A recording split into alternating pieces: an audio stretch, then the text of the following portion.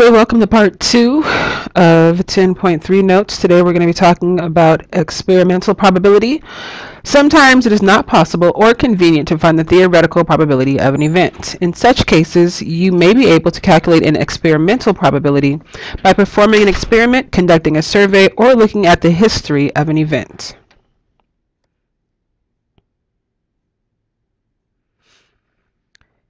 So let's take a look at an example. In 1998, a survey asked internet users for their ages. Please keep in mind this is in 1998, not recent. The results are shown in the graph below, the bar graph below, as you can see on your papers. The next slide, I don't know why we had a whole long slide for that one, but whatever. Here's the assignment part of this. Find the experimental probability that a randomly selected internet user is at most 20 years old. At most 20 years old. So first thing I want to do is kind of just look at the information that they're giving us. I need two things, and we learned about this in the previous video. We need the total number of users, and we need, for this one, we need to know how many people are at most 20 years old. So if you're at most 20, that means you're under 21. So this is the number that we're going to use for our numerator. The denominator is going to be the total number of people surveyed, and you're going to get that by adding up all of the numbers that you have in front of you. So when you do, you'll have 1636 plus 6,617 plus 3,693 plus 491 plus 6, and then we'll pretend like you are entering those in your calculators. And once you do, you get 12,443. Now, the number of people surveyed is how many for the number of people under 20 years old? 1,636. Go ahead and fill that into your blank. So set up your probability fraction, divide, and then see what you get for that. Go ahead and press pause if you need to while you work that out.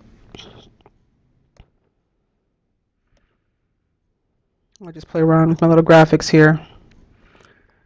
If you get the setup part, then you should be all good with this. And you should have 0.131 for that one. 0.131. Kind of basic, a little bit more straightforward. People kind of tend to like this just as much because it's kind of what you did probably like in junior high or something when you first learned how to do this. So the next question is, find the experimental probability that a randomly selected internet user is at least 41 years old. At least 41 years old. So for this one, you're only looking at 3 categories. So at least means that you are greater than or equal to 41. So that puts you here, here, and here. What I'm going to do is just ask you to add up those numbers, set up your probability. Again, press pause, but for real this time.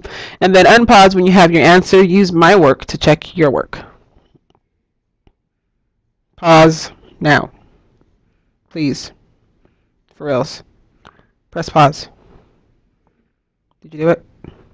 Okay, so if you did, then you will find that your answer is 0.337. Check that with mine. It's pretty straightforward, pretty direct. You just want what you want, the favorable, over the total number of possibilities. So next thing I want to do is kind of talk to you about geometric probability. Some probabilities are found by calculating a ratio of 2 lengths, areas, or volumes. Such probabilities are called geometric probabilities. So for us, so you throw a dart at the board that looks like the one that's shown to the right. Your dart is equally likely to hit any point inside the square board. Are you more likely to get 10 points or 0 points by throwing your dart? So what we want to do is probably just calculate the probability of getting 10 points and calculate the probability of getting 0 points, and then compare and see which one is smaller. So we have our question here, kind of simple, and what we're going to need is 2 different things, and so it's kind of laid out for you where it says solution.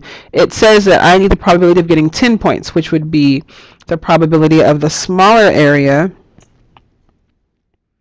over the area of the entire board. So here you have the entire board, and you have 3, 3, and 3. So that means from here to here would be 9, and then if I'm adding it all the way up, so if I wanted this line to go from here to here, this whole entire length would be all of 9. Excuse me, 1 second. Pausing. Okay, so from here to here is 3, 3, 3, that's 9, but the whole entire thing would be 18. And because we said that it's a square, we know that this is also 18.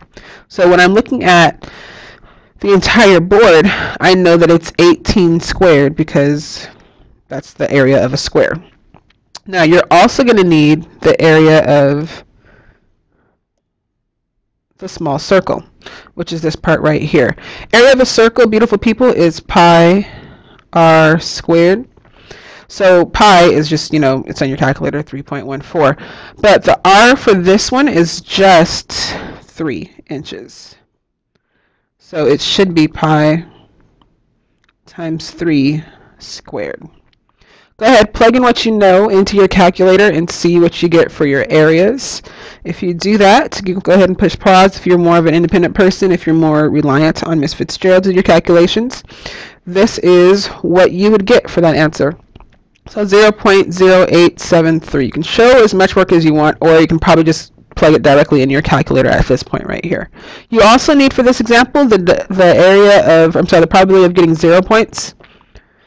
Excuse me. So you have the whole entire board again, that's the 18 by 18, but then you also have the area outside of the entire board. So that's this area, this area, this area, and this area right here. How do we find that? Well, I'm going to have you flash back just a little bit to your geometry days, and to find the area, I'm going to take the entire area, which we know is 18 squared, and I'm going to have to subtract this whole entire circle's area, which has a radius of, this is 3, 3, 3, so this radius would be 9 inches. So that area is going to be 18 squared minus pi, instead of r, go ahead and put your 9 squared in there.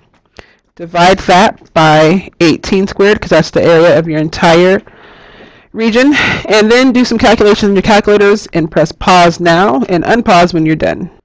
So if you press pause, then you can kind of check your work with mine and see that you get 0.215. So comparing them, you have a probability of getting 0.0873 for 10 points and 0.21. So that's like 8% getting 10 points and then a 21% chance of getting 0 points. So you are obviously more likely to get 0 points. All right, well, that concludes our lesson. Thank you so much for joining us, and I will see you in class next time. Thank you.